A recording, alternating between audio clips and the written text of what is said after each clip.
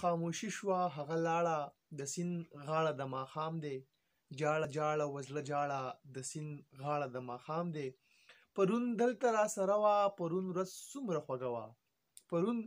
دلته را سره وه پرون ورځ څومره خوږه وه نن به چرته وي ولاړه د سیند غاړه د ماښام دی او دا ښارونه ښایستونه خو زمونږ خوار نصیبونه دا ښارونه ښایستونه خو زمونږ خوار نصیبونه تیرو ژوندون په شاړه د سیند غاړه د ماښام دی او جانان خوږ دی جانان ګران دی جانان زړه دی جانان ځان دی جانان خوږ دی جانان ګران دی جانان زړه دی جانان ځان دی هیڅ مه غواړه جانان غواړه د سیند غاړه د ماښام دی السلام علیکم ګرانو او خوږو اوریدونکو د اواز دی د ریډیو پاکستان د خارجو چارو څانګو سلسله ځلانده ستوري سره زه یم ستاسو کوربه شیراز احمد شیرازي قدرمندو خوږو اوریدونکو په دغه سلسله کې ستاسو په وړاندې موږ د پښتو ژبې هغه ځلانده ستوري راولو کوم چې په خپل فیلډ کې د پښتو د پرمختګ لپاره کار کوي که هغه شاعران دي که هغه ادیبان دي که هغه صحافیان دي که هغه فنکاران دي یا که هغه لوبغاړي دي یا که هغوی د ژوند هرې شعبې سره تعلق ساتي خو چې د پښتو د پرمختګ لپاره کار کوي د پښتو د ترقۍ لپاره کار کوي یا د پښتون سوسایټۍ د ترقۍ لپاره کار کوي یا په دغه معاشره کې د پښتنو نوم چې کوم دی هغه هغوی روښانه ساتلی وي هغوی موږ ستاسو په وړاندې راولو د هغوی کار و زیار د هغوی د خدماتو ستایلو لپاره او دغه شان هغوی سره په دغه سلسله کې موږ د هغوی ژوند د هغوی فن د هغوی تعلیمي سفر حوالې سره هم خبرې اترې کوو نو په نننۍ سلسله کې سره هم داسې یو ځوان موجود دی چې یو ځوان صحافي دی او ډېره موده وشوه چې په سرخا اسلام آباد کې د صحافتي دغه حلزه چې کوم دی هغوی روانې کړي دي زما مراد د سهیل توري صاحب چې کوم دی هغه ما سره پروګرام کې موجود دی هغوی سره به خبرې کوو السلام علیکم وعلیکم السلام شیراز صاحب ډیره مننه تاسو موږ ته پروګرام کې دعوت راکړو ستاسو یو جهان مننه چې خپل د قیمتي وخت نه لږ شان موږ له وخت وکړو دا ته ووایي چې زما چې کوم اولنی کوېسچن وي هغه ظاهره خبره ده د هر څوک چې راشي هر مېلمه چې راشي د هغه نه کوم چې د هغوی تعلق د کوم علاقې نه دی بیا هغوی چې کوم تعلیم دی ابتدایي هغه هغوی د کوم ځای نه حاصل کړی تا هم دا کوېسچن کوم چې د کوم ځای سره ستاسو تعلق دی بیا چې کوم ستاسو بنیادي زده کړه ده هغه مو د کوم ځای نه کړې ده ټول نه اول چې زما کوم پیدایشي علاقه دی هغه پاړی چنار دی د ضلع کورم سره تعلق لرونکی یم او ما چې کوم اولنی تعلیم و هغه خپل کلي کې سکول نه حاصل کړو یو پرایویټ سکول نه او بیا تقریبا چې 2010 کې زه اسلام آباد ته راغلم او دغه ځینه ما خپل کوم کالج دی او یونیورسټي تعلیم حاصل کو چې کتل غزل کې یو ادا غزل کې د یار خو چې سړی هر ادا غزل کې او یارانو که زما په دعاګانو چرته کېږي الله خو دا ټوله پښتونخوا غزل کې دا ته وایي چې د پښتونخوا دغه لرې پرتې سیمې سره تعلق لرئ بیا هغې نه بعد سرخا اسلام آباد ته راغلی دغه سفر مو څنګه سټارټ کړو اصل کې چې زمونږ کوم قبایلي علاقاجات دي هغه تعلیم حواله سره پاتې دي نو زما کوم فیملی دی زما ابو زما کوم چاچو د هغوی خواهش و چې زموږ بچي هم د اسلام آباد په سطح باندې یو اعلی تعلیم حاصل کړي نو د هغوی په خواهش باندې مونږ چې کوم بیا اسلام آباد رخ وکړو او اسلام آباد نه مونږ خپل تعلیم مکمل کړو د اسلام آباد د تعلیم مکمل کو تاسو چې کوم دی د کمیونیکیشن اینډ میډیا سټډیز کې مو بي ایس کړی دی دا ته ووایي چې دغه ډګري مو ولې ترلاسه کړه ډېر زیات فیلډونه نور هم دي د میډیا فیلډ ته ولې راغلی شیراز چونکې تا ته پته دی چې نن سبا دور کې د میډیا دور دی او میډیا دور کې چې مونږ هر یو سړی ګورو میډیا باندې یا په څرګند او یا په ناڅرګند هغه خپل کار کوي او داسې کار کوي چې میډیا په وجه هغه د خپل علاقې خپل وطن د خپل کوم رهایشي وي هغوی خلکو ډېر زیات خدمت کولی شي هغه داسې وي چې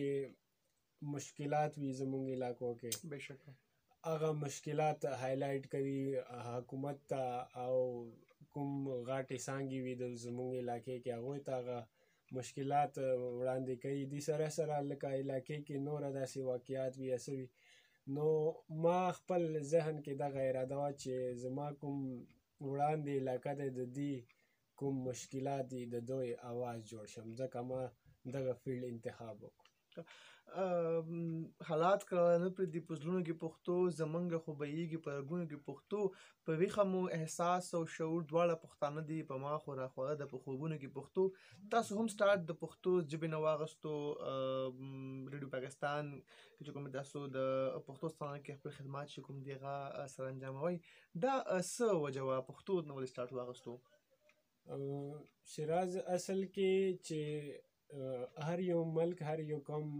هله ترقي نشي کوای چې کله هغه خپل زبان کې ترقي ونه کړي. بالکل. نو زما هم اولنی ترجیح چې کوم دی هغه پښتو دی. زه اول چې کله خپل پښتو سټارټ کوم، مطلب خپل په پښتو کې زه یو ترقي وکړم او خپل نوم پیدا کړم، نو هله به زه دې دنیا ته مخته راتلی شم. وګوره شاعر وایي چې بله ژبه زده کول کې یو کمال دی، خپله ژبه هېرول بې کمالي ده. واه زبردست. بالکل چې څو پورې ته خپلې ژبې کې ماهر نه وي شوی، نو ته بالکل هم میدان ته نشي راتلی. نو اولنی شرط دغه دی چې ته خپل ژبې کې یو نوم پیدا کړي. بېشکه همدغه شانته دا هغه قومونه چې کوم دی هغه ترقي کوي چې کوم خپل ژبو له خپل زبانونو له چې کوم دی مینه محبت ورکړی دی، ترجیح ورکړې ده. څه ویل دا ته ووایي چې تاسو داسې سیریس ټایپ اوسئ، د دې وجوهات څه دي؟ شیراز اصل کې انسان چې کوم دی که نه پیدایشي ډېر شرارتي وي، ډېر بچپنه وي، ډېر څه نادان شانتې اوس یو داسې څه پروا ورسره نه وي. خو زندګي داسې وي چې زندګي انسان ته ډېر غټ غټ سبقونه ورکوي، او دغه وخت سره د انسان رویه، د انسان گفتار، یو بل څه خبرې اترې، وخت سره د وخت کومې درنې څپېړې وي، زه به داسې وایم چې هغه انسان ډېر چینج کوي، ډېر فرق ورکې راولي. نو رویه به زما هم ډېره مطلب بچپنه ټایپ وه، خوشحاله وه. وخت سره سکول دور و، نو وخت سره انسان کې هغه مشکلات، هغه هلې ځلې چې کله د انسان باندې راشي، نو اټومیټیکلی انسان چې کوم بیا هغه زړه د کوم زور وي که نه، هغه بیا هغه شانتي نشي پاتې. داسې څه یعنی چې دنیا نے تجربات و حوادث کی شکل میں جو کچھ مجھے دیا ہے وہ لوٹا رہا ہوں میں، داسې څه حادثات راغلي دي، څه داسې تاسو باندې واقعات راغلي چې په دومره کم ایج کې دومره سیریس شوی؟ ځکه چې سراج صاحب وایي چې ستا د نازونو وداګانو لوګی، ستا د نرۍ نرۍ خندا به وشم، د ژوند نه ځکه مزې اخلم چې شوتل نه یم چې بیا به وشم. نو باید ته چې د ژوند نه موږ مزې واخلو، دومره کم ایج کې ولې دومره سیریسنس، دومره مسایل، د کوم داسې چې کوم دی ایشو تاسو ته راغلی دی تاسو دومره سیریس پاتې کېږئ؟ اصل کې شیراز چې مونږ چې کرم لوی شو که نه، نو زمونږ فیملی، زمونږ کوم والدین دي، هغوی مونږ نه ډېر زیات توقعات وي. نو انسان چې کله مطلب دی ایج ته راشي، ځوان شي، د انسان خپل هم ډېر خواهشات وي. خو بیا انسان چې کله د کور سوچ وکړي، د والدینو سوچ وکړي، د هغوی خوشحالي سوچ وکړي چې هغوی موږ نه څه امیدونه دي، نو بیا انسان چې کوم دی هغه خپل کوم خواهشات دي هغه اټومیټیکلی د هغه ختم شي. بېشکه چې هغه ختم شي، نو هغه داسې ځان جوړ کړي چې د مور او پلار په رضا باندې، د والدین، د معاشرې، مطلب انسان هر طرف نه داسې یو پنجرې کې بند شي چې هغه اخوا دېخوا نشي تللی. بالکل. دا ته ووایي چې تاسو بچپن کې څنګه وئ؟ لکه بچپن کې هم دغه شانتې وئ که نه؟ بچپن کې څه شیطانیانې به کولې، شور شرابه به کوله، خلک به مو تنګول که نه؟ څنګه د بچپن څنګه تېر کړی دی تاسو؟ بچپن داسې و چې زمونږ چې کوم سکول و، زه کلاس کې اول نه، مطلب قبیل ترین سټوډنټ وم که نه. نو چې کوم یو ټیچر راتلو که نه کلاس ته، هغه به زه فیوریټ وم. مطلب فیوریټیزم داسې نه و، مطلب خو یو ټیچر به ما سره گفتار کول، ما ته به ویل دغه وکړه دا وکړه. نو بچپن الحمدلله اوس هم زما سکول کوم ملګري دي هغه ما سره میلاو شي په ډېره مینه محبت. بچپن زما ډېر ښه تېر شوی دی، ډېر زبردست. اوسه پورې هم زما ډېر یادونه پاتې دي هغه ښکلي. وایي چې ما نه خوبونه تختوي راځي نو څه وکړمه، ټوله شپه ستا یادونه ځي راځي نو څه وکړمه، او ستا د خواږه وجود احساس په تصور کې جانا، ستا په شان خاندي ما چیړي راځي نو څه وکړمه، او زه ترېنه 100 ځله توبه وکړم خو بیا ماته شي، زه ترېنه 100 ځله توبه وکړم خو بیا ماته شي، چې په مخ زلفې خوروي راځي نو څه وکړمه، او اخرم قسم چې دې سړي ته به هېڅ نه وایم، خو اخرم قسم چې دې سړي ته به هېڅ نه وایم، خو چې رقیب سترګې پټوي راځي نو څه وکړمه، او حیرانه وجنې مې په دې سلګۍ سلګۍ ماحول کې، حیرانه وجنې مې په دې سلګۍ سلګۍ ماحول کې، چې شلنګوي هغه بنګړي راځي نو څه وکړمه. دا ته وایي چې په ژوند کې دې مینه محبت کړی دی که نه؟ شیراز تا سوالونه ډېر ګران وي او د دې ګران سوالونو جوابونه هم ډېر ګران وي. نه ګورئ، ریډیو پاکستان خالد صاحب څنګه چې کوم دغه زموږ اواز دی، موږ غواړو چې زموږ هغه ځلانده ستوري چې کوم د ډېر کم وخت کې هغوی ډېر څه ترقیانې حاصل کړي وي، هغوی د خپل لایف هره پهلو چې کوم دا د خپل لایف هر انګل چې کوم دی هغه زموږ اورېدونکو ته وړاندې کړي، چې هغوی ته په ژوند کې کوم کوم مسایل راغلي دي، هغوی ته په ژوند کې کومې کومې ستونزې راغلي دي، د کوم مراحل نه هغوی مخې ته راغلي دي، نو موږ غواړو چې دغه زموږ اورېدونکو چې کوم دی هغه د هر انګل نه خبر شي، ځکه زما سوالونه چې کوم دي هغه ګران وي. او ماته یاد دی چې زما سره یو ډېر محترم ګیسټ و، یو ډېر محترم میلمه و، زه نوم نه لمه، هغه په دغه ځلانده ستوري پروګرام کې ما سره میلمه و، د هغوی نه ما کوېسچن وکړو چې سر مینه مو کړې ده، د هغوی سترګې نه اوښکې راغلې، نو چونکې زموږ اورېدونکو چې کوم دي هغوی صرف به د هغه فیلینګ محسوس کړي وي، خو هغه ریل چې کوم پکچر دی هغه زما مخکې دی، هغوی چې څنګه د هغوی احساسات و، د هغوی څنګه جذبات و. تا نه مې هم دا کوېسچن ځکه وکړو چې تاسو په ژوند کې مینه کړې ده که نه؟ اصل کې شیراز داسې انسان نه دی چې هغه مینه نه وي کړې. مینه د انسان یو فطرتي عمل دی او دې نه بغیر انسان بالکل وجود نه لري. بېشک. نو مینه مې کړې دی او الحمدلله اوس هم ډېرو مشکلاتو سره ډېرو ستونزو سره مخامخ یم. مینه میلاو شوې ده؟ نه میلاو شوې نه دی، مشکلات دي ډېر زیات خو वही ये इश्क नहीं आसान बस इतना समझ लीजिए एक आग का दरिया है और डूब के जाना है. نو بس د اور سمندر دی او بس مشکلات دي ډېر زیات. دا ته ووایي چې په دغه لایف کې چې انسان غواړي چې څه نه څه ګول اچیو کړم، یو مقام ته ورسم، یو پلیس ته ورسم، یا زموږ چې کوم څه پوینټ وي موږ غواړو چې موږ دغه شی اچیو کړو ته موږ ورسو، خو زموږ په لاره کې ډېر زیات خنډونه جوړ شي. مینه داسې یو فطرتي عمل دی چې انسان غواړي نه چې مینه وکړم بلکې مینه وشي، انسان کې نه بلکې وشي. بیا زیاتره چې کوم دی فیملی ایشوز پکې راشي، یا پکې د سوسایټي هغه ایشوز راشي، یا پکې سره حدا چې کوم دی ریلیجس مذهبي چې کوم ایشوز دي هغه راشي. نو دا ته ووایي چې خپل ګولز اچیو کول، دغه مینه محبت مسایل چې کوم دي هغه ورسره هم حل کول، دا څنګه ګران دي او څنګه مو بچ کېدای شو دغه مسایلو نه؟ اصل کې چې زموږ کومه زندګي دی که نه، نو زموږ ته پکار دی چې یو ټارګټ موږ ځان ته کېږدو زندګۍ، او چې موږ کوم ټارګټ وي که نه، نو موږ ته پکار دی چې هغه ټارګټ همیشه دپاره ذهن کې ساتو. مینه خپل ځای کې پکار دی، هغه خپل ځای کې، خو چې کوم ضروریات زندګي دي که نه، هغه نه به ته مخ نه شاته کوې، ولې چې ستا فیملی والا ستا کوم ریلیټیوز ستا نه کوم توقعات دي، ته به همیشه دپاره هغه ذهن کې ساتې، او هغو سره مطلب مینه خپل ځای کې دی، خو ته به داسې یو سټیپ داسې یو کار نه کوي چې صبحله ستا کور والا او ستا علاقې دپاره شرمندګي سوال وي.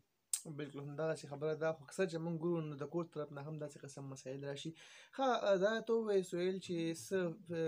د مستقبل څه پلان دي، مستقبل کې څه کول غواړې، یا د نن نه 15 کاله بعد سهیل چې کوم دی هغه ځان څه ګوري؟ الحمدلله ما چې کوم فیلډ چوز کړی دی او دې کې به زه انشاءالله مخکې نور هم ځم. زما ارادې خو ډېرې غټې دي، خو وایي چې God is the best planner خدای چې کومه فیصله کوي هغې نه بغیر انسان هیڅ هم نشي کولی. نو انسان چې کوم دی پکار انسان ته خپل محنت پکار دی. زندګۍ کې محنت هغه داسې چې لکه کنټینیوس محنت مسلسل، دغه نه چې تاسو مشکلات راشي ته ځنه کې فیل شي ته همت پرېږدې او بس وایي چې دا معنی نه کېږي. زندګۍ کې به مسلسل محنت کوي او صله به د الله پاک درکوي. داسې نه وي چې ته کال کار وکړې، 2 کاله کار وکړې، 3 کاله کار وکړې او بس وایي چې ما ته اوسه پورې هېڅ هم نشو میله، بس زه نه کوم دا صحافت خپل کار به کوي. صحافت چې کوم دی که نه دې کې نوم پیدا کوله ډېره ګرانه دی او ډېر ټایم لګي دې باندې. نو انسان ته پکار دی چې مسلسل محنت وکړي او خپل کوم ټایم دی خپل کوم ټارګټ دی هغه باندې فوکس کړي او انشاءالله یو ورځ به وي چې الله دې ته غټه صله ورکړي. ها دا ته ووایي چې اسلام آباد کې مو څه هلې ځلې روانې دي، څه کار او ځای کوئ دلته کې د صحافت دغه شعبې نه هټ کې؟ صحافت نه علاوه دلته کې مونږ پراپرټي او کنسټرکشن بزنس د سایډ بزنس هم کوو. ولې چې دغه دور داسې دی که نه نن سبا ته ګورې چې هر طرف آبادي زیاتېږي، خلک کوم دي د کلو نه ښار ته راځي، کورونه جوړوي، کورونه اخلي، پلاټینګ کېږي، کورونه جوړېږي. نو دا پراپرټي چې کوم دی پراپرټي شو یا کنسټرکشن دغه یو داسې سالډ بزنس دی. الحمدلله لکه ما څومره ایکسپیرینس وشو داسې بیډ ایکسپیرینس نه دی که نه. نو چې ته څومره انویسټمنټ کوې هغومره به تا ته فایده راسي. نو صحافت سره سره دغه سایډ بزنس دا مطلب انسان یو طرفه سیف هینډ وي چې مطلب مشکلات کې بیا انسان څه نه څه ځان ته کولی شي. دا ته هم ورسره ووایې چې ویل چې کوم ځوانان صحافیان روان دي هغوی ته څه کول پکار دي چې هغوی په دې فیلډ کې خپل یو روښانه مستقبل ځان جوړ کړي یا ځان له یو غټ نوم جوړ کړي په فیلډ کې؟ زه به ځوانانو ته دغه میسج ورکړم چې ځوانان چې کوم دي نا امید نشي چې ما ته فلان چینل کې پروګرام نشو میلاو، ریپورټینګ نشو میلاو، ما ته اینکرینګ نشو میلاو یا نیوز کاسټر نشو. مطلب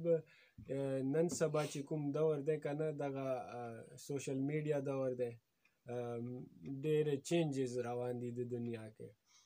او لکه تاسو ته خپل علم دی چې نن سبا ټي وي نه زیات خلک موبایل ګوري که نه. نو کوم نوي ځوانان دي هغوی ته داسې پکار دی چې هغوی انډیپنډنټ کار شروع کړي، داسې سوشل میډیا ایپس دي چې هغه خپل کار روان کړي او دا کار چې دا روان کړي داسې مه ګڼي چې زه کار وکړم نو ما ته ډایرکټ انکم شروع شي. هغه مسلسل محنت وکړي خپل کار باندې نو انشاءالله هغه سوشل میډیا باندې هم یو سټار جوړېدای شي، یو د